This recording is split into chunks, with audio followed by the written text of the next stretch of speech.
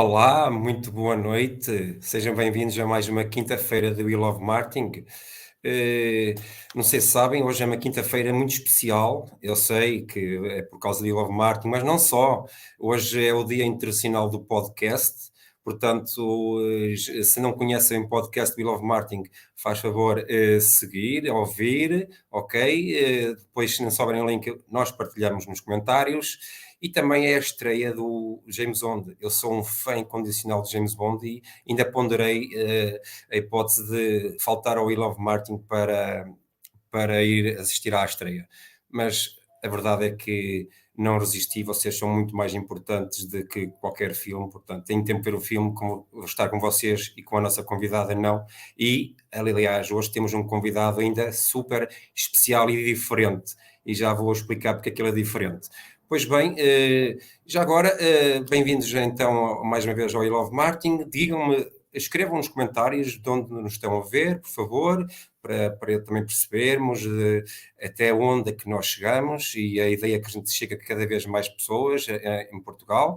E para quem não conhece o We Love Marketing, isto é um projeto de e para apaixonados pelo marketing, ok? E o objetivo, ou aqui o grande papel, o propósito deste projeto é evangelizar a importância de marketing ou o papel de marketing dentro das empresas nacionais, ok? Porque o marketing é realmente uma palavra demasiado importante para ser descurada. Ora bem, eu disse-vos que tinha aqui um convidado super especial e esquisito. É verdade, é o Hulk, ele já tem uma cara esquisita e não sei porque está cinzento em vez de verde, mas pronto, o Hulk vai nos fazer companhia porque ele tem tudo a ver com o tema de hoje, porque ele tem comportamentos super imprevisíveis e, na verdade, como nós vamos falar mais à frente com a Ana, vamos abordar essa questão de que nós vivemos num mundo cada vez mais imprevisível, o futuro é cada vez mais imprevisível e isso para o marketing é um enorme desafio. Pois bem, vamos estar aqui juntos cerca de 40 minutos. Todas as questões que não forem respondidas durante esse período, por um motivo, serão respondidas depois já a posteriori, ok? Certo é que não vão deixar de ter resposta. E pronto, sem mais demoras, vou chamar aqui a Ana. Ana, muito boa noite. Boa noite, Hélio. Tudo bem? Olá, Ana. Tudo bem contigo? Antes de mais, obrigada pelo convite para voltar aqui ao We Love Marketing. É sempre um prazer regressar. O prazer é mútuo, já sabes, e é sempre um prazer também para mim e todos que estão do outro lado para contar com a tua simpatia, acima de tudo também, e boa disposição. E pronto, hoje temos, já visto aqui o nosso amigo, olha, ficou cinzento em uma vez de nova ser mascote, verde. não me tinhas contado dessa tua nova mascote. É verdade, isto de vez em quando, enquanto o Nico não nos faz uma visita, vamos arranjando outras mascotes, não é verdade? Claro, exatamente. E pronto, exatamente. Ana, para quem não te conhece, queres-te apresentar? Diz quem és, o que Ora bem, é fazes. sempre um bocadinho complicado falarmos de nós próprios, não é? Eu não tenho muito jeito, confesso. Eu realmente sou uma pessoa que tem um percurso bastante transversal. Comecei na advocacia. Foi um curso escolhido um bocadinho na altura porque ficava bem e havia muito pouco acesso à informação. Não tínhamos quase acesso à internet. Tu és desse tempo também. Exatamente. Somos geração X. Hoje parece inacreditável, parece impensável, mas é verdade. Houve um mundo pré-internet em que realmente as coisas eram muito, muito diferentes. E depois apaixonei-me pelo marketing, fui estudar gestão empresarial, doutorei-me em Ciência Política e Relações Internacionais com uma tese em Novos Mídia e Marketing Político. Foi nessa altura precisamente que descobri o mundo maravilhoso do marketing digital, que decidi tirar uma série de formações na área do marketing digital, e nomeadamente também marketing digital de moda, redes sociais, storytelling. Certifiquei-me também em Life Executive Coaching. Concluí o ano passado o meu título de especialista em marketing e publicidade, que devo dizer foi o título que me deu mais prazer até hoje conquistar, porque me diz muito, pessoalmente. Significa, de facto, um pilar importante nesta minha luta por fazer aquilo que eu gosto e estudar aquilo que mais gosto. Não é verdade? Um marco muito importante, exatamente. Mas, conforme eu também já tive a oportunidade de dizer recentemente, eu nunca fui uma pessoa muito de conquista de títulos. Para mim, os cursos valem pelo conhecimento. e pela sede de conhecimento que nos proporcionam. E isso é o que é mais, é a adrenalina, não é? De querer saber mais, de querer conhecer. Isso é uma paixão que está no nosso ADN, não se explica. Exatamente. Não é? Exatamente. Sente-se, não é? Não se explica, sente-se, não é? Na E verdade. depois, exatamente, e depois trabalhei também 13 anos no mundo da gestão de centros comerciais, em várias áreas, marketing comercial, um mundo muito competitivo e muito dinâmico, continua a ser, o mundo do retalho. Criei o meu blog marketingdigitalretalho.com e depois também trabalhei em agência de comunicação, gerindo contas de redes sociais e de marcas e lançando também formações que continuo a dar hoje, a ministrar hoje na área das redes sociais, do social media marketing e etc. Pronto, assim muito resumidamente, Pronto. é uma pincelada sobre estes 20 anos quase, já sou um bocadinho jurássica. Mas o que é bom porque isto somos quase profissionais de marketing box to box, no sentido que assistimos aqui a uma enorme evolução ao longo destes últimos anos, né, estes 20 anos, como falaste, e hoje em dia o marketing, é verdade, mas é um desafio fazer marketing num mundo totalmente, ou cada vez mais tecnológico e digital. E pronto, e isso também leva-nos aqui ao tema que é esta questão toda das tendências, novos comportamentos, será que vão ficar alguns, será que não vão ficar, o que é que vai mudar, de certa forma, pós-Covid, digamos assim, porque nós também estamos aos poucos a regressar aqui à normalidade, não é verdade? Mas uma coisa é certa, a pandemia, ou digamos, desde o início da pandemia, o mundo virou ao contrário, não é? Fomos praticamente obrigados a ver o mundo de novas formas e apesar de estarmos aqui fechados dentro de casa, não é? Toda a gente, acho que é razoável dizer que o mundo pareceu-nos bastante maior e mais conectado, não concordas? No sentido que fomos obrigados a reinventar-nos, a adaptar-nos a novas circunstâncias, não é? E a novas formas, adaptar novos comportamentos para fazer coisas que fazíamos de outra forma. Completamente. Isto testou-nos a toda a prova, como eu costumo dizer, não é? Nós realmente fomos confrontados com novas formas de viver, no fundo, em confinamento, adotámos novos hábitos. Muitos desses hábitos, contudo, eram tendências que já estavam em curso. Eu tive até a oportunidade de ler alguns estudos esta semana nesse sentido, o que realmente explicam que o Covid veio acelerar muitas transformações e tendências que já estavam em curso, nomeadamente esta tendência da tecnologia, da digitalização, já fazia parte das nossas vidas, mas realmente ganhou aqui uma dimensão que até então não tinha ganho, não é? Porque passámos a estar 24 horas confinados e tivemos que nos socorrer dos meios digitais para praticamente tudo, para socializar, para fazer compras, não é? É um mundo que passou a ser muito híbrido. A certa altura já não distinguíamos o que era virtual e o que era real. E precisamente até os estudos dizem que as novas gerações mais novas, geração Z, geração Alfa, já não distinguem, já não fazem quase essa distinção entre o mundo real e o mundo virtual. E foi isso que eu senti na altura do confinamento, quando socializava com as pessoas, não é? Através das videochamadas. Exato. E isso é um pouco aquilo que isto acabaste de dizer, que não importa qual é o ambiente, não é? Se é online ou offline, importa sim o ponto de contato com a marca, e isso acho que é uma tendência daquelas tendências que vai ser cada vez mais uma realidade, no sentido que acredito que vamos, e depois diz-me se concordas ou não, acredito que vamos caminhar no sentido que vamos aos poucos ouvir falar menos de digital ou offline e vamos falar só da marca. Concordas? Sim, sabemos que é importante realmente mapear todos os touch points do nosso consumidor, do consumidor moderno. Eu costumo até dizer que bastam 3 segundos para se perder um cliente. E as empresas têm que estar cada vez mais atentas ao mapeamento da jornada do cliente, da Customer Journey. E precisamente que é uma fusão entre o mundo online e o offline. e é importante que as empresas coloquem nos sapatos do cliente. Ainda hoje também fiz uma compra, não fiquei satisfeita e percebi essa dificuldade que muitas vezes as empresas têm. Fui também a um centro comercial, por exemplo, e um centro que por acaso tem pouco tráfego, é conhecido aqui no Porto por ter pouco tráfego, e fui pagar o estacionamento e tive que descer mais um piso porque a máquina não aceitava notas de 10 euros. Quer dizer, se isto era admissível nos anos 80, hoje em dia, no meu entender, não é, porque nós todos estamos mais exigentes, não é? Como consumidores. E, portanto, exigimos uma experiência já de nível superior.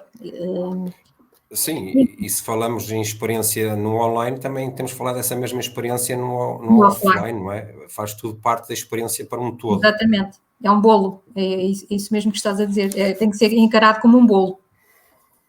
E isso é engraçado porque repara, isto que estás a dizer é que, de certa forma, a humanidade, de uma forma geral, e as empresas, de uma forma muito específica, muitas vezes são lentas a adotar invenções que já existiam, são muito céticas, muitas vezes, em perceber as mais-valias daquilo, não é? E depois vem, assim, uma pandemia, um vírus que, de repente, transforma toda a forma de agir, todo o que é o comportamento, não é? E hoje em dia, por exemplo, já quase não pagamos com dinheiro, é tudo, Sim.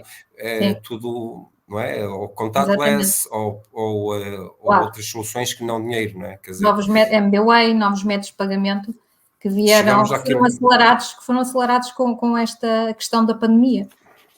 Exatamente. Não é?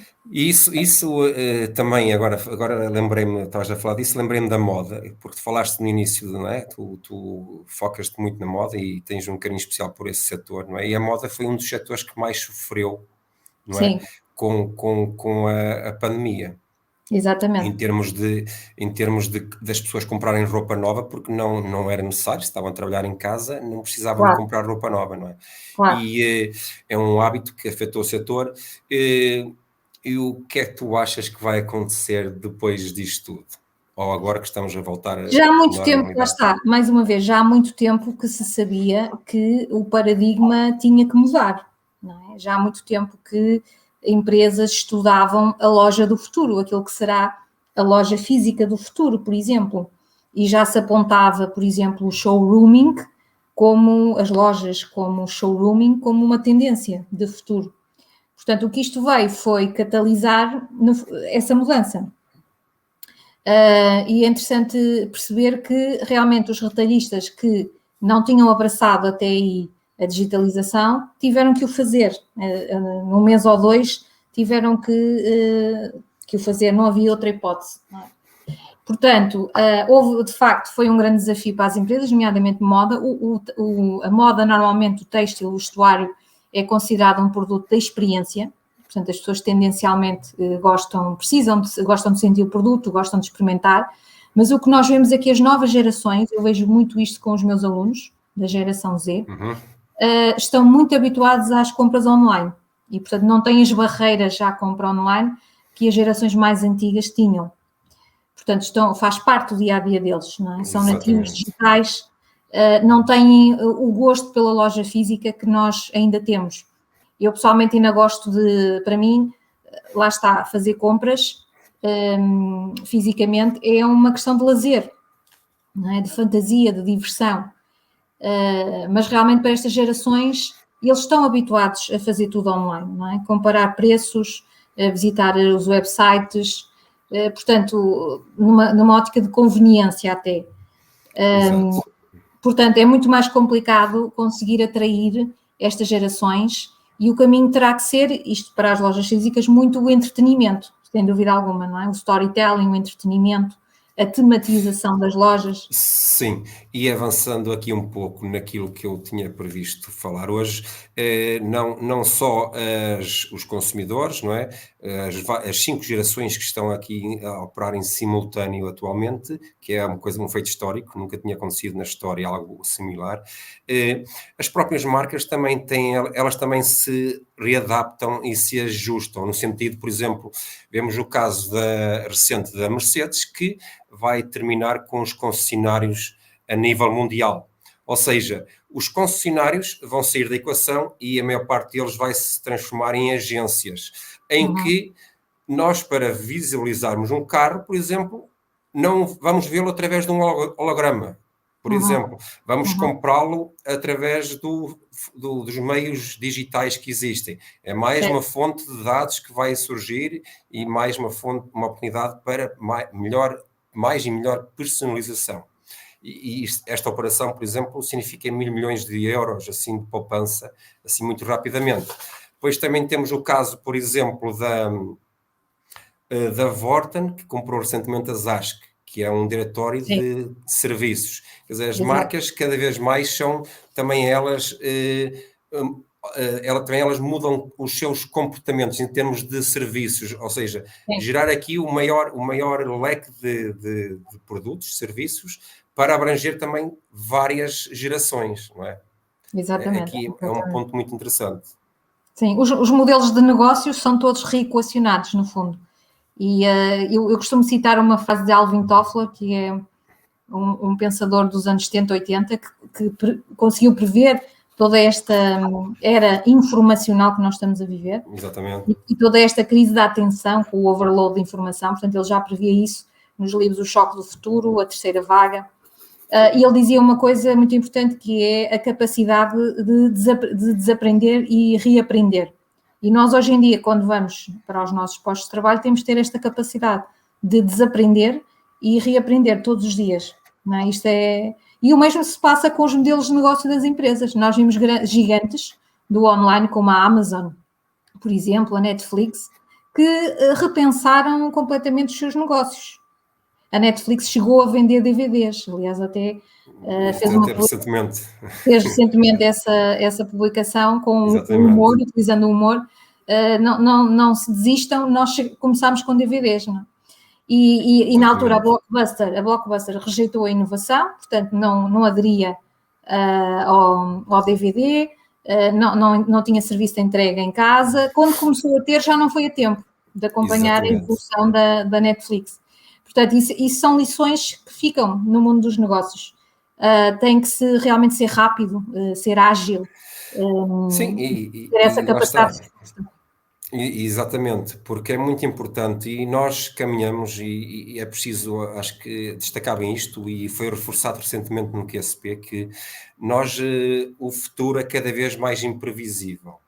Ou seja, nós enquanto profissionais de marketing dentro de uma empresa ou de uma organização, conseguíamos mais ou menos prever o que é que poderia acontecer. Mas hoje em dia isso já não acontece, porque as necessidades do consumidor, do cliente, estão a evoluir e cada vez mais, e com esta aceleração tecnológica, essa velocidade é cada vez maior. Portanto, o que quero dizer aqui é que nunca na história o presente foi tão temporário, não é verdade? Exatamente. Por isso, o futuro não vai ser como costumava ser. Eu acredito que há comportamentos que vão voltar, mas outros vão ficar para trás. Não achas? Sim, olha, eu tenho aqui alguns dados interessantes que consultei esta semana. Tenho aqui os dados de um estudo, por exemplo, da PricewaterhouseCoopers, que envolveu 8.600 pessoas em cerca de 22 países e que aborda precisamente esta mudança de comportamentos de compra na era pós-Covid. E chegaram à conclusão que realmente a mudança para os canais digitais veio para ficar, que era algo que nós já sabíamos. A fidelidade do cliente caiu, portanto, cada vez mais os clientes são infiéis. Já Tom Peters dizia isso nos anos 80, e isto é cada vez mais uma realidade. O uso de smartphones para compras online mais do que dobrou desde 2018. Portanto, isto é um desafio para as marcas, esta queda do brand loyalty, da lealdade à marca, é um Exatamente. grande desafio para as marcas. E esta vontade dos consumidores de migrarem, não é? De experimentarem também marcas novas, também pode ser uma oportunidade.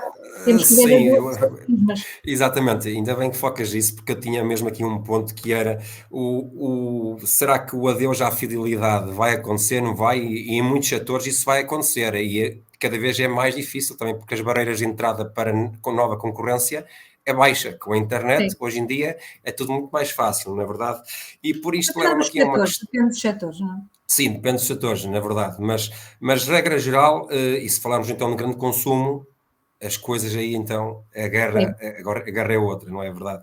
Mas exatamente. isto para levar aqui a uma questão que eu acredito e depois diz-me se concordas ou não, em termos de futuro para o marketing e independentemente de comportamentos que possam haver, acho que a pandemia também veio evidenciar uma coisa, que o marketing cada vez mais é de estratégia, é criatividade e é humanização, ok? E imaginação. Podemos juntar aqui a criatividade à imaginação, não é? Falaste aí do mundo tão poluído de informação, não é?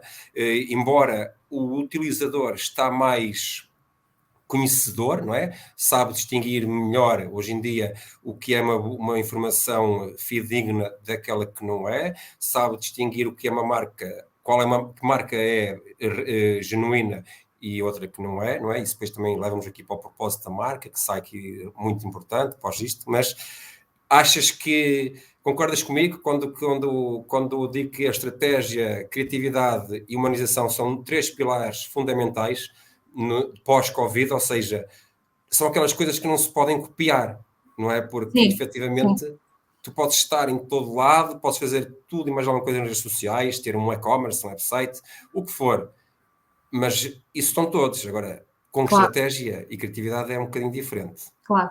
Eu sou suspeita porque eu acho sempre que vai haver espaço para a humanização. Acho que, e aliás, no Martin 5.0 de Kotler, ele realmente Uhum. defende a tecnologia ao serviço do ser humano. Portanto, Exatamente. não se pode olhar para a tecnologia numa perspectiva cega e sem ser user-friendly. E pensar que é a solução toda, também é Exatamente. Até importante. porque a tecnologia mal aplicada pode causar desastres para uma empresa. Não é? Por exemplo, um chatbot que realmente não fornece as respostas que o cliente procura, não é? Que obriga o cliente, por exemplo, no website, que tenha que adotar muitos passos até chegar ao seu objetivo. Tudo isto está relacionado com a experiência do cliente, aquilo que Exatamente. falávamos há pouco. Portanto, as empresas têm que estar muito atentas à questão da experiência do cliente e muitas empresas assustam um bocadinho porque muitas empresas não têm ainda esta noção e esta percepção.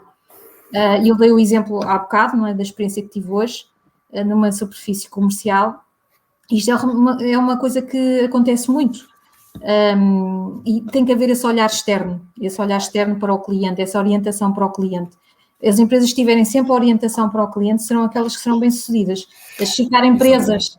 presas internamente, não é? Nas suas barreiras, nas suas burocracias, na sua rigidez, que hoje não pode haver Sim, rigidez. e rigidez de processos até, muitas vezes, não é? Exatamente, exatamente. Isto falando um bocadinho aqui do Agile Marketing, que falando, voltando um bocadinho atrás, a questão de as empresas têm que ser ágeis, têm que responder de forma rápida, Uhum, eficaz, e para isso também têm que ser ágeis internamente, e a decisão tem que ser claro, rápida, e o processo claro, todo ser fluir, não é? E exatamente. muitas vezes as empresas esquecem-se disso, assim como se esquecem também das emoções, não é? Tu falaste aqui de máquinas e tal, chatbots, às vezes há demasiados chatbots, não é? Sim. Entre as marcas e as pessoas, o que causa aquilo que tu acabaste de dizer, que é as pessoas fogem dessa Uhum, marca, já não querem ter mais nenhum contato com essa marca, não é? claro, A menos que seja uma marca muito forte e as pessoas ainda dão ali um benefício da dúvida, dá. claro. Mas pronto, eu acho que, e aqui é mais um ponto que eu queria destacar e perceber se também concordas, que é o futuro também é cada vez mais automatizado e dominado por máquinas, e é verdade, inteligência artificial, realidade aumentada, Uhum, etc. Ok? As marcas têm que se focar naquilo que devem ser o seu pilar, que é serem cada vez mais humanas, porque as sim, marcas têm pessoas e que depois vão fazer negócios ou comunicar para pessoas, não é? E então as marcas têm que passar a transmitir sentimentos, não é? Claro. Transmitir pensamentos, transmitir emoções, Emoções. não Aliás, é? sabemos que quase 90% do processo de tomada de decisão é orientado pela emoção. Nós muitas vezes achamos que as nossas compras são racionais, que as nossas decisões são racionais em vários aspectos da nossa vida, mas na verdade é a emoção que decide, que acaba por decidir. Portanto, daí ser crucial para... Olha, deixem-me só responder aqui ao Jorge Coelho. Muito obrigada Jorge, um abraço, tudo bom. E eu realmente estava a falar da emoção, estávamos a falar do papel da emoção, conforme disseste muito bem, e a emoção pode ser passada por várias formas, uma das quais é, por exemplo, através do storytelling, e nomeadamente nas redes sociais. Há marcas que o fazem muito bem, não é? Eu estou-me a lembrar aqui, por exemplo, da Control, que tem um marketing, uma comunicação de oportunidade muito, muito interessante, com a utilização do humor. O humor também é aquele ingrediente secreto que faz a diferença. Que não É se uma copia. forma de... Diz, desculpa? Que não se copia. Não se copia, é Genuíno. criatividade em estado Exatamente. puro. E é disso que realmente as pessoas precisam. E as pessoas e as empresas que conseguirem ter pessoas com essa capacidade realmente de criação estarão sempre à frente, não é, das outras. E isso, como tu disseste muito bem, é humano, é completamente humano, não é? E é dificilmente Exatamente. imitável. Dificilmente imitável. E respondendo à questão que existia na comunicação aqui da nossa conversa, que é a relação entre a tecnologia e a humanidade, não é? E é tão simples quanto no mundo cada vez mais tecnológico e digital, mais humanas as marcas têm que ser. Se acho que é um pequeno resumo daquilo que Até estavas porque as aqui a novas dizer. gerações, conforme falámos, que neste momento já há 40%, segundo os dados que eu tenho aqui dos consumidores a nível mundial, já são geração Z. Portanto, esta geração Z já é o presente, vai ser o futuro. Eles já exigem um papel social por parte das marcas, não é? Exigem realmente que as marcas adotem uma mudança social positiva. Porquê? Porque eles estão num mundo em que realmente com alterações climáticas graves, com uma série de problemas também políticos e com a questão da pandemia, e é normal que eles queiram um futuro melhor. Queiram um futuro melhor para Exatamente. essa geração. E por isso também há aqui alguns estudos que reforçam a importância das marcas serem inclusivas, amigas do ambiente, de forma sustentável. E quando se diz inclusivas, não é focarem-se em problemas que não são problemas ou que são coisas criadas pela sociedade. Mas estou a referir, por exemplo, a pessoas daltónicas, a Sim. pessoas cegas, ok? Esse tipo de pessoas com deficiências motoras, ou seja, as marcas têm que pensar nelas. Isso é muito importante. E também os idosos, por exemplo, falamos muito aqui da tecnologia, mas é muito importante pensar nos idosos que, apesar de tudo, ainda são uma faixa, ainda representam uma grande fasquia, não é? Do público existente, e tendencialmente até 2030 60% da população vai estar envelhecida. Portanto, é importante também pensar nessas pessoas, ou seja, a tecnologia para eles muitas vezes é um tabu e nem sempre acessível. E a questão é comunicação tem essa. que ser sempre adequada ao público-alvo, não podemos esquecer que é uma das regras basilares da comunicação e que nem sempre acontece. Sim, Está e aqui, depois isso está aqui o Jorge a dizer que realmente as relações já não são B2B ou B2C, mas sim human to human. E é bem verdade, não é? É bem verdade que os negócios são feitos de pessoas para pessoas e que a tecnologia está aqui no meio, mas não pode desfocar-se do que é mais importante. Sim, a tecnologia não é mais que um facilitador de relações, não é? E obviamente que outra coisa que surgiu aqui com a pandemia foi as pessoas, e vou usar aqui um termo que acho que é forte o suficiente para destacar isto, que é as pessoas estão sedentas de estar com pessoas. Ponto. Sem dúvida. As pessoas estão sedentas de estar em eventos, de ir a eventos, estarem em formato presencial. E ainda hoje falava com alguém nesse sentido, que ainda há setores muito conservadores. Ou seja, falando aqui do marketing, e ainda um exemplo recente, o QSP Summit teve cerca de 2.500 pessoas. E há uma coisa muito interessante, um dado muito curioso, que é a faixa etária, a média da faixa de idades ali baixou em relação a outros anos do QSP, e isso foi interessante. Mas, por exemplo, no mercado de gráfica, da indústria gráfica, um mercado mais tradicional, ok? As pessoas ainda estão céticas a estar em eventos presenciais, e por isso um evento que supostamente ia acontecer agora em outubro não vai acontecer, precisamente porque as pessoas têm ainda receio com esta toda a indefinição e do que é que vai acontecer no futuro.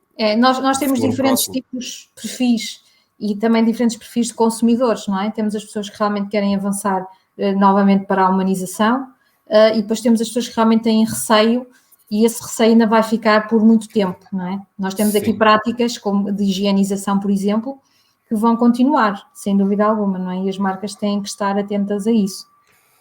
Lá está, é verdade. A questão é estarem atentas a esses comportamentos e essas tendências, e isso é muito importante, o que não acontece muitas vezes, e por isso é que depois é fácil de dizer que determinado meio ou estratégia não funcionam, porque às vezes essa estratégia nem existe. Okay? Pois. Que é a questão velha de não ter uma estratégia, não é? para atingir um objetivo e depois não saber qual o caminho tomar. E nesse sentido, todos os caminhos lá vão dar, não é verdade? Exatamente. A questão é essa. E falámos aqui um bocadinho também de conteúdo, essas coisas todas. Não achas que é normal dizer-se que conteúdo é rei, não é? Toda a gente conhece essa expressão, conteúdo é rei. Mas com esta questão da pandemia e pós-pandemia, não achas que será mais lógico dizer que o contexto é que é rei? Ou seja, o contexto é que vai influenciar se o meu conteúdo é adequado ou não para o meu target, não é? E Claro. o que é que tu achas sobre isso? Acho muito importante e fundamental. Aliás, também na tecnologia se fala da tecnologia contextual, que é também uma tendência. Tecnologia sim, mas adaptada ao contexto do utilizador. E, portanto, o conteúdo também tem que ser adequado àquele público-alvo, àquela audiência e ao contexto em que é produzido. Isso é fundamental. Isso só se faz com estratégia, conforme estavas a dizer, com uma estratégia de produção de conteúdo, de planeamento e produção de conteúdo. E há marcas que o fazem muito bem, como nós sabemos, que conseguiram de facto elevar a fasquia, estar onde os consumidores querem estar, nos canais onde os consumidores estão, conseguem despertar emoções, precisamente, e desejo nos consumidores, porque realmente toda a gente pode estar nas redes sociais, mas depois há uma diferença enorme entre ter uma presença amadora e uma presença profissional, como nós sabemos. Exatamente. E pronto, e essa diferenciação faz muito por aí. Eu custa-me ainda ouvir alguns gestores de empresas dizerem que não valorizam as redes sociais e pensarem 1000 vezes antes de investir em conteúdos profissionais para redes sociais. Eu não consigo conceber como é que isso, na era em que nós estamos, as gerações Z, Millennials, X também, passam tantas horas por dia nas redes sociais, não é?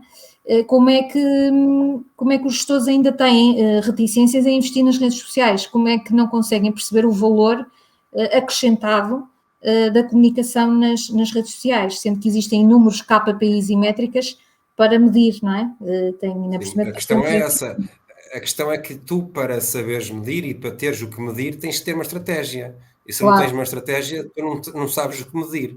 E se não sabes o que medir, não vais perceber se há resultados ou não há resultados, porque não é isto, agora que abordas as redes sociais, as métricas da vaidade, não é? São ainda aquilo que é visível e é aquilo que um gestor muitas vezes equaciona, não é?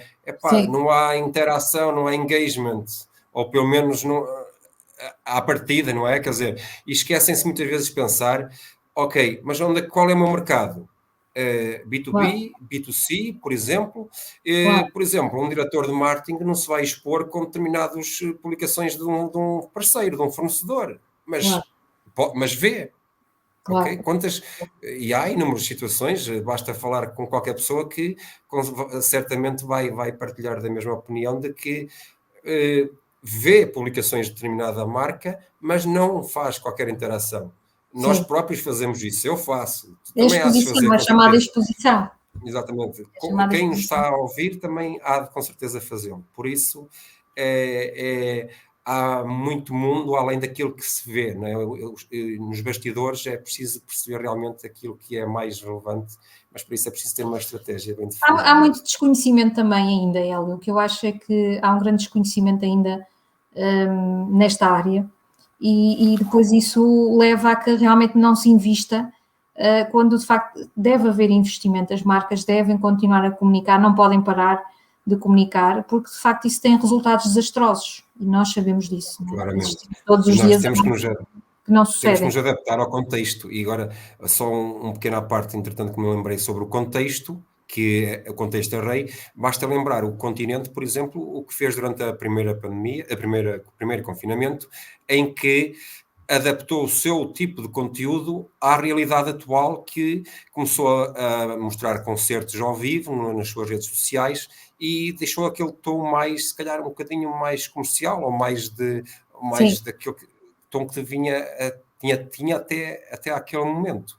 E isso é um bom exemplo de que o contexto realmente é que faz, o contexto sendo o rei, é que faz que o conteúdo também seja depois importante, porque Não, há focas muito aí num aspecto conteúdo. muito interessante, sim, que é a questão do entretenimento, não é? Do conteúdo de entretenimento, do conteúdo editorial, que é Exatamente. importante, e as novas gerações procuram isso mesmo, não é? São muito avessas a mensagens comerciais, têm muitos filtros relativamente às mensagens comerciais e procuram precisamente entretenimento, e tu podes passar a tua marca através do entretenimento, não é? Com coisas bem feitas, bem pensadas por profissionais.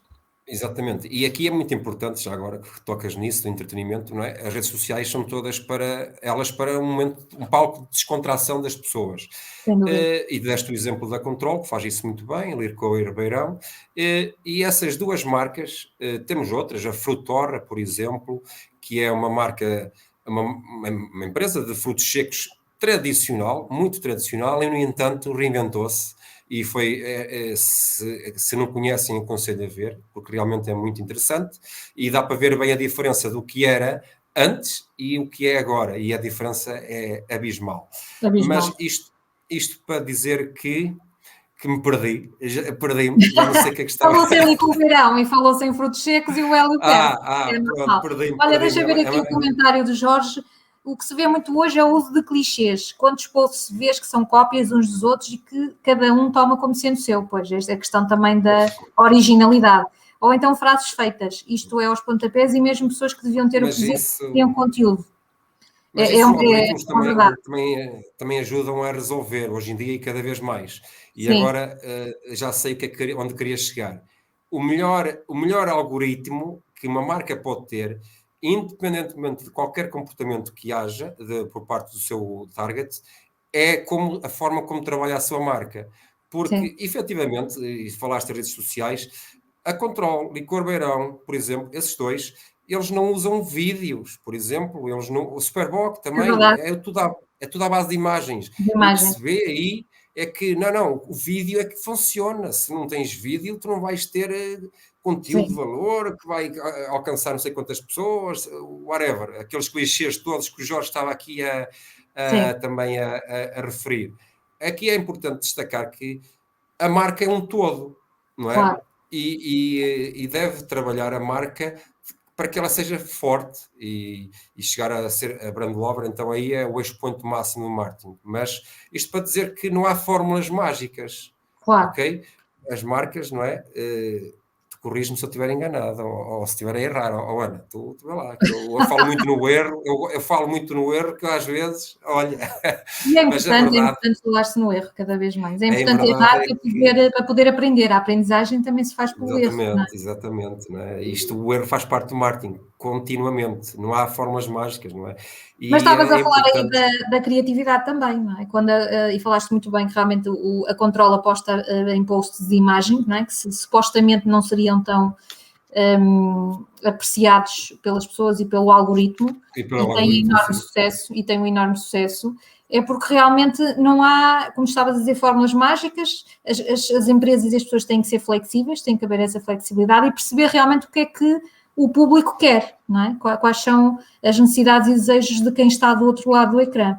Porque é muito importante ter-se esta conversa, este tom nas redes sociais, muito de conversa informal, como tu sabes, não é? Estou a falar do Facebook, do Instagram, ter esta conversa, porque isto facilita, as redes sociais facilitam esta proximidade, e é bom saber utilizá-la. E nós falamos aqui, já agora, estavas a falar, lembrei-me aqui novamente dos clichês que o Jorge falou. As próprias redes sociais, também elas se copiam umas às outras. E isso é interessante, que todas elas, o que cada uma tem de melhor, elas vão fazendo. No caso do LinkedIn, por exemplo, arriscou nas stories, não correu bem, vão terminar com as stories este mês, se não estou em erro, mas vão proporcionar outras experiências para os seus utilizadores. Mas, sim. Na boa das verdades, é que estes clichês também existem nas próprias redes sociais e às vezes é uma tendência, ok? E isso também altera comportamentos, e esses comportamentos nós temos que essas aberturas que as redes sociais dão, porque quando implementam algo novo, esse algo novo vai funcionar em termos orgânicos muito bem. Então nós também temos que adotar esse comportamento, se fizer sentido estrategicamente para a nossa marca, no sentido, por exemplo, o LinkedIn agora está a privilegiar muito os conteúdos com os inquéritos. Ok, até pode ser um conteúdo muito sexy, mas se é isso que está a dar alcance orgânico, então vamos ter que, se fizer sentido, mais uma vez, vamos ter que ir atrás dessa moda. Eu não sou muito de ir atrás de modas, mas...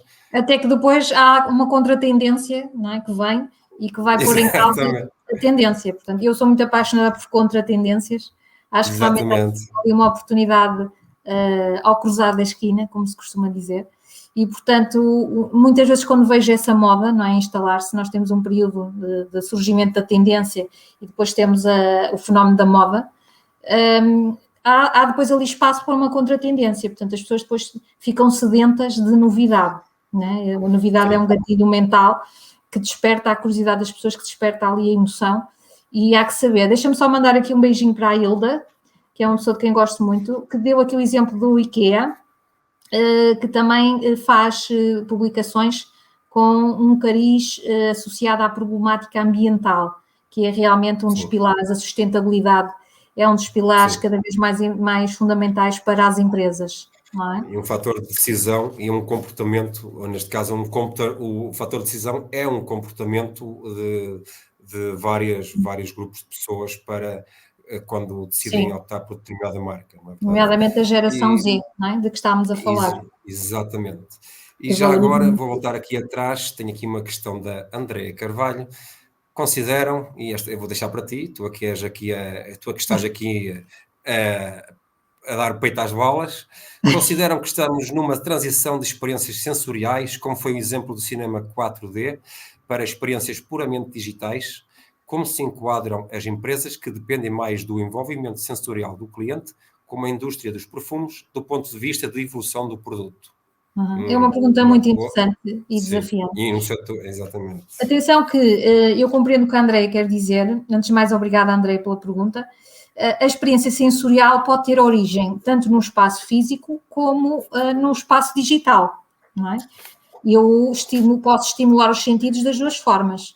Eu, por exemplo, quando abro aqui um website, ou quando abro aqui a janela do We Love Martin, eu sou impactada pelas cores, não é? Pelo som. Portanto, há toda uma experiência também online que eu posso criar para estimular os sentidos. Mas eu compreendo que a Andrea está a dizer que há realmente determinadas indústrias, como é o caso dos perfumes, em que a pessoa realmente tem a necessidade de cheirar, não é? De cheirar o perfume. E, portanto, essas empresas vão sempre ter que aliar, no meu entender, a experiência digital à experiência sensorial do mundo físico. Agora, a questão é saber quanto de digital e quanto do mundo físico, não é? Que percentagem de digital e que percentagem do mundo físico, como fazer esta fusão, porque no fundo é uma fusão, não é? Nós vemos, por exemplo, que na pandemia proliferaram os live streamings, por exemplo. Há marcas que apostam já no live streaming há muito tempo, como é o caso da Benefit Cosmetics, que fazia todas as semanas, tinha um programa semanal em direto. com dicas sobre maquilhagem, enfim, uma série de coisas. E eu cá em Portugal não vejo quase marcas nenhumas a fazerem isso, a tirarem proveito do digital, não é? Como uma janela para comunicar a esse nível mais diretamente com o consumidor. Mas sim, eu continuo a achar que nesse caso a experiência física continua a ser importante. E há imensas formas de recriar a experiência física, não é? Com a utilização da tecnologia. Tem é que haver ideias, não é? Ideias, originalidade, autenticidade e criatividade. Se me permites, aqui o 5G, quando estiver verdadeiramente implementado, vai permitir também aqui outro nível de experiência por parte das marcas em termos de experiências visuais avançadas, que quase tu não podes sentir, mas quase te transporta para o espaço físico e te sentes quase como se estivesse lá presencialmente. Embora, obviamente, que há setores e setores, não é? Aqui o mercado de perfume, o vestuário também, como já falámos, não é? O toque, tens que perceber o toque, a menos que conheças a marca e já sejas cliente, quando são marcas novas ou queres adquirir uma marca que não conheces, quer dizer, é sempre um risco. E depois, o risco é mais elevado nessa fase. E depois exatamente, o risco diminui à medida que a pessoa vai ganhando mais confiança, não é? Que já fez compras, que já conhece. Se a marca trabalhar para isso. Sim, se a experiência correr bem, não é? Se o produto for entregue em tempo útil, se o pós-venda correr bem, que é uma fase também importantíssima para fidelizar o cliente, o pós-venda, e muitas empresas falham aí na logística e no pós-venda. Portanto, isso é crucial nos dias de hoje. Mas eu vejo, por exemplo, lojas no formato de showrooming, conforme eu tinha dito, em que a pessoa tem uma montra, não é, de produtos, da amostra, uma amostra, não é, de produtos, e realmente depois pode comprar online, se quiser. Não é? Eu vejo o futuro um bocadinho assim. Pronto, tenho pena como consumidora da geração X, porque gosto, e como mulher, porque continuo a gostar de ir a centros comerciais e de visitar lojas físicas. Continuo a gostar dessa experiência. A experiência vai ser diferente. Vai ser diferente, exatamente. Mas vejo realmente como uma fusão do físico com o online, sendo que o físico vai ser muito mais a ativação de marca, não é? As lojas vão ser muito pontos da ativação da marca, da criação de experiência. Então concordas comigo que é tempo de aprender com as novas realidades, que a pandemia gerou aqui uma onda de inovação, não é? Sim. A obrigatoriedade que as marcas têm cada vez mais, neste mundo tão imprevisível, de inovarem constantemente, de perceberem a tecnologia que existe, disponível, e como tirar melhor partido para proporcionar essa melhor experiência ao seu cliente. Deixa só referir aqui este apontamento da Andreia, que é muito importante, que fala da opção de maquilhagem digital da Kiko, e efetivamente a realidade aumentada tem sido uma tecnologia muito utilizada também por estas marcas de cosmética, a Sephora também já o tem, e que permite que as pessoas experimentem o produto, não é, estando em casa. Portanto, podem fazer uma simulação de como o produto fica. A Ray-Ban também, dos óculos de sol, e lá está, isto vai bater aqui às redes sociais, porque todas as redes sociais, e caminhamos também para o mobile commerce, todas elas têm estas experiências cada vez mais avançadas, não é? E depois é interessante, quase todos os dias há uma novidade associada ao mobile commerce, e é impressionante realmente, ou estonteante até, como a velocidade com que isto está a mudar. E já tens produtos puramente digitais, não é? Ainda no outro dia uma marca uns ténis puramente digitais, que eu achei inacreditável. A Gucci também lançou, por 12,99 €, tinhas uns ténis da Gucci. Mas pronto, novos tempos, as marcas têm que se adaptar. Lá está, mais uma vez, se fizer sentido ou não para a marca, porque não é só porque os outros fazem que nós também temos que fazer, não é? Isto é quase a velha história do isto leva-nos também. Sim, isto leva-nos também à questão dos mundos virtuais, não é? Os mundos virtuais vão ressurgir no futuro, no meu entender. Muito também patrocinados por marcas, portanto as pessoas podem efetivamente navegar e encontram uma experiência que depois é sponsorizada, não é, por marcas, e podem também comprar no meio da experiência de entretenimento. Portanto, mais uma vez a fusão entre o entretenimento e o comércio. Mas vai ser com certeza uma realidade, nomeadamente para as gerações mais novas, que estão tão habituadas ao ambiente digital. E eu, como é óbvio, continuo com a minha preferência pelo offline, por uma fusão, não é? Do digital com o offline. Continuo Exatamente. nesse Mas estado. a minha opinião em relação a esta questão da humanização de pessoas, etc., é que a pandemia veio reforçar que realmente nós precisamos estar com pessoas. Nós, especialmente os povos latinos, são pessoas de emoções, de afetos, e acho que eh, é um dos pontos positivos da pandemia, é que as pessoas vão dar mais valor às relações humanas. Sem E dúvida. quando digo pessoas, é pessoas no seu âmbito pessoal, mas também as marcas que cada vez mais têm que se transformar em pessoas, ok? Porque efetivamente são compostas por pessoas e têm que ter esse lado cada vez mais próximo com as pessoas para quem vendem. E isso é Claro. muito importante, ter sempre em mente. Deixa-me só mandar aqui um beijinho para o meu querido professor de História do ensino secundário que está a ver, e um grande abraço, o professor António Azevedo, que foi uma pessoa muito importante na minha formação e no meu percurso, e é com muito gosto que o tenho aqui a ouvir. Muito bem, muito bem. Porque são as pessoas que realmente fazem a diferença nas nossas vidas, era aquilo que estava a dizer, são as relações humanas que diferenciam. É verdade, é isso, é aquelas coisas que não se copiam e tu podes, e tu podes até a determinado ponto, enquanto marca, enquanto pessoa, podes simular não, mas fingir que és autêntico e genuíno, mas essa máscara, se isso não for real, isso vai cair a determinada altura, não é? Acaba por cair, sem dúvida. E se há coisa que também a pandemia originou, é que as pessoas ganhassem mais conhecimentos e percebessem, tenham essa capacidade de separar o trigo do joio. Mais cedo ou mais tarde, não quer dizer que eu aconteça logo, de imediato, mas já estão mais atentos e percebem, e vão-se percebendo aos poucos, não é?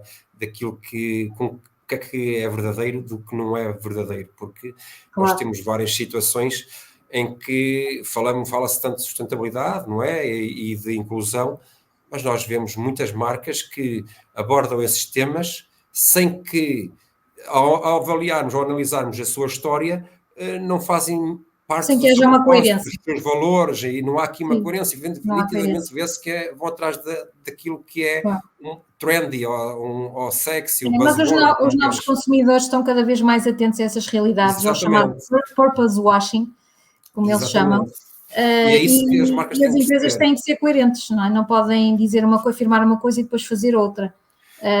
Eu estou a lembrar-me, por exemplo, da Coca-Cola, que é uma grande multinacional, que tinha uma política de sustentabilidade claramente divulgada e depois não estava a cumprir as suas metas.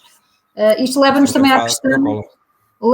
isto leva-nos também à questão de que as marcas também não devem prometer mais do que aquilo que podem cumprir, não é? Esta frustração das expectativas do consumidor é uma questão também que tem que ser muito equacionada. Eu lembro-me sempre, eu dou sempre como exemplo aos meus alunos um site, uma app de comércio eletrónico, cujo claim era pode esperar, então compra aqui.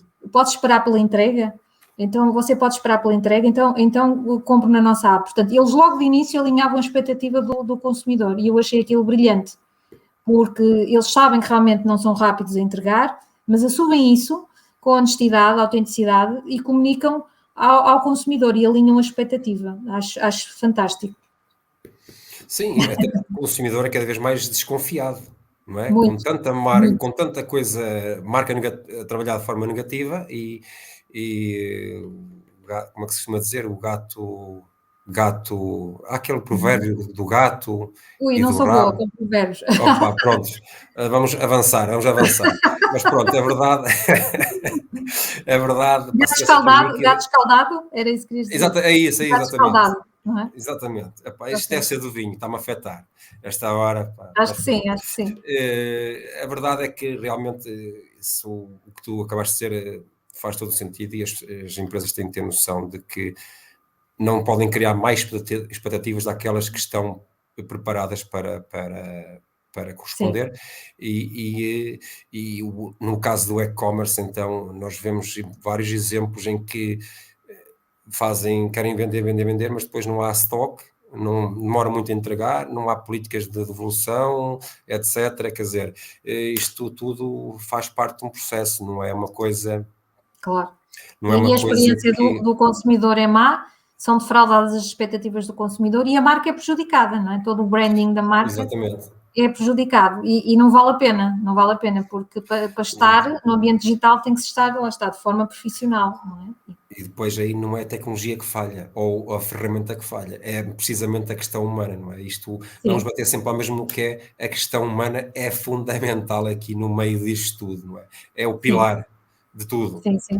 E os Pronto, consumidores cada vez mais necessitam dessa confiança, dessa informação ao longo de toda a customer journey, não é? Cada vez mais necessitam de sentir confiança, não é? Porque estão céticos, não é? Porque já tiveram más experiências, porque já estão escaldados, portanto precisam dessa confiança e de informação, e aí certamente o marketing de conteúdo é de facto uma ferramenta fantástica para fornecer ajuda ao consumidor nas várias fases do processo, mas também a tal humanização através de pessoas, por exemplo, num call center, não é? Eu estou a lembrar-me de um produto que comprei na altura do primeiro confinamento, foi a primeira grande compra que eu fiz online, e então eu, como consumidora da geração X, fui pesquisar para ver se a loja tinha espaço físico e liguei para o espaço físico da loja a perguntar realmente como é que era o processo e se a entrega corria bem e se a marca existia mesmo.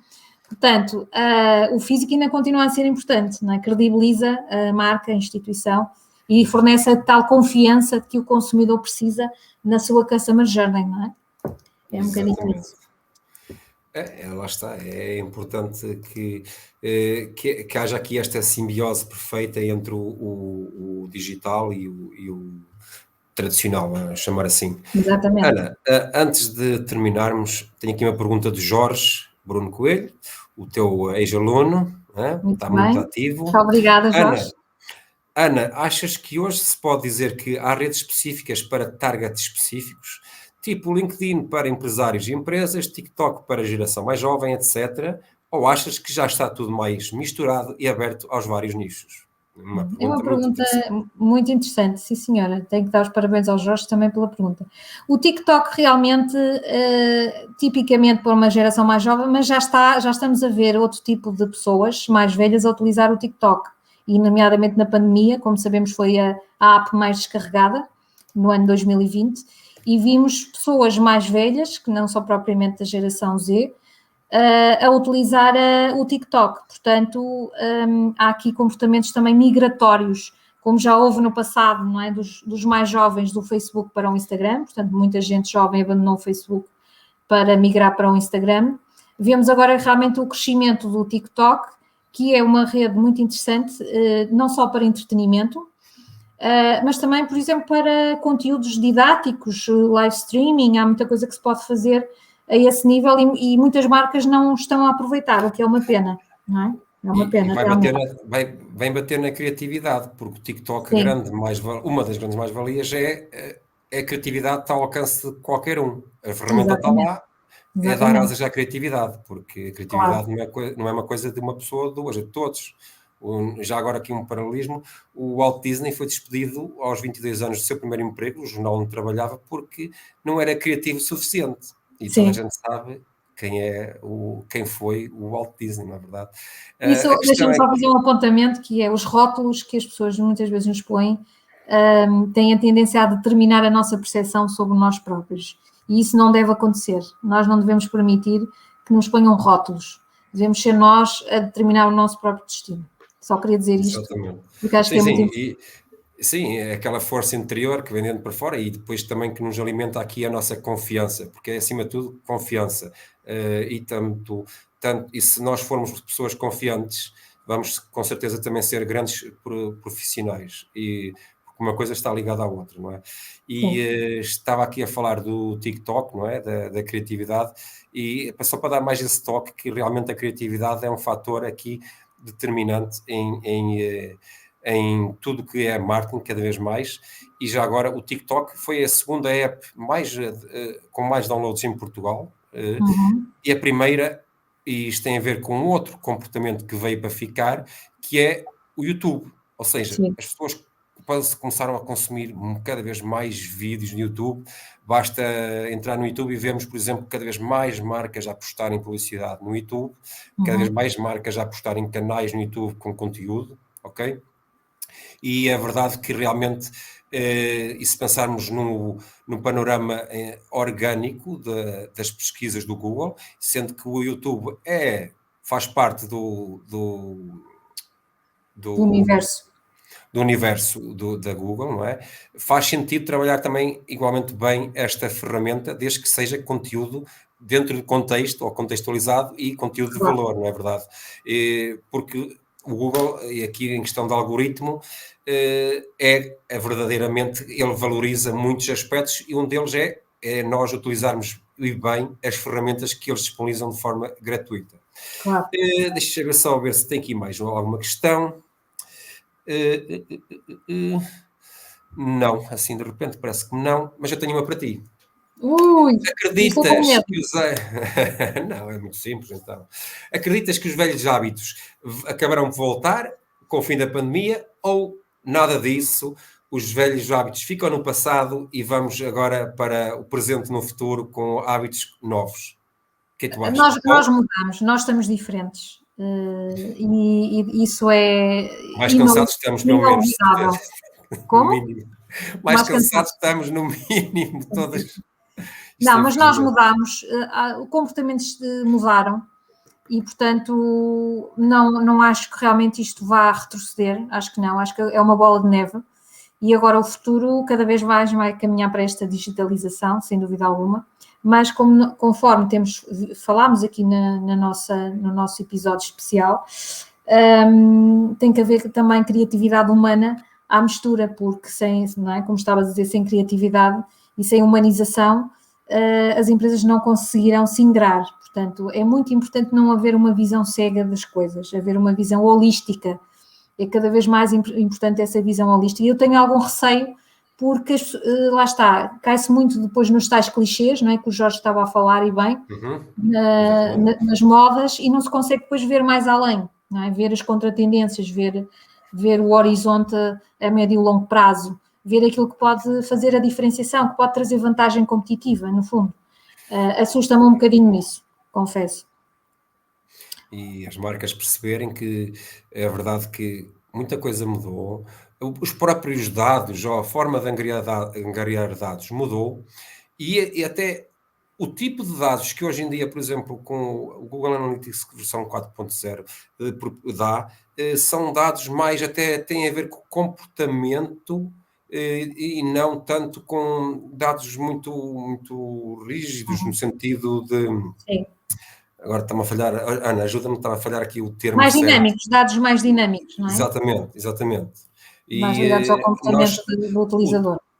Exatamente. Tudo isso está a mudar e isso são formas de trabalharmos a marca, trabalhar a estratégia e até usar aqui um pouco marketing preditivo, no sentido que podemos, depois, com aquela informação que temos, criar campanhas e até prever resultados das campanhas que vamos fazer. E isso, até nisso o marketing está a mudar, o que é interessante, e a margem de erro aqui até diminui um pouco, não é? Porque efetivamente já conseguimos prever mais ou menos qual será o cenário ou o resultado daquilo que vamos fazer, mas obviamente que nunca é certo, não é 100% fidedigno, mas temos ali pelo menos uma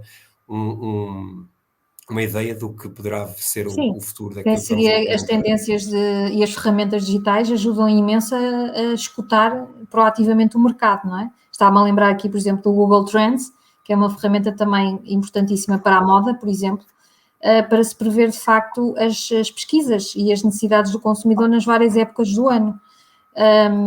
E lá está, a conciliação do online com o offline é o segredo, a chave para o sucesso, sem dúvida. Muito bem. Foi chave de ouro para encerrar aqui a nossa conversa, que já estendeu um bocadinho, mas ainda bem, porque para mim está a ser uma ótima conversa, estar aqui a falar contigo. Espero que também do lado de lá também esteja a acontecer o mesmo, e não é por causa de estar a beber vinho, não é? Atenção, não é por causa disso, é porque realmente está a ser muito agradável. Tens que arranjar aqui um patrocinador de vinho deixo aqui a dica para o programa. Já houve aqui, já enviaram um vinho para cá, Sim. com logotipo impresso no rótulo. Muito bem. Muito bem, muito bem. A adega da Vidigueira, a Daniela, não sei, a Daniela hoje não nos está a ouvir, que ela é assídua, porque está no curso da Carla Menezes do Neuroconsumer. Okay? Muito bem, muito bem. Porque já agora, já que estamos aqui numa de partilha, a Carla Menezes supostamente era para fazer parte daqui da nossa conversa e ia estar comigo, junto comigo aqui a entrevistar. A dinamizar. E a dinamizar, só que, pronto, foi por um bom motivo, não pôde estar presente. Exatamente. Por isso, olha, muito obrigado pela tua disponibilidade, Ana. Obrigada eu. E é sempre um gosto, ok? Eu também tive muito gosto. E quero obrigada, Hilda. Um beijinho. Quero agradecer a todos que estiveram do lado de lá a assistir-nos e aqueles que ainda ponderaram ver a estreia de James Bond, mas decidiram ou optaram por não ir e estar connosco. Isso é de valor. Obrigado. E pronto, olha, até ao próximo You Love Martin e já sabem, se tiverem questões, dúvidas, ainda podem fazê-lo, coloquem a pergunta que depois nós respondemos de alguma forma, ok? Entretanto, não se esqueçam que hoje é o Dia Internacional do Podcast e nós, o We Love Martin, tem um podcast e este episódio amanhã muito provavelmente já estará online, por isso podem também assistir a conversa no carro, em casa, em todo lado. Isto é quase aqui usando já está muito profissional, isso já está muito slogan, está a ficar profissional muito e está a ser criada uma landing page também. E pronto, olha, não me vou alongar mais. Beijinho, boa noite a todos. Um abraço também para o Jorge, obrigada. E boa sexta-feira, está bem? Obrigado. Obrigada.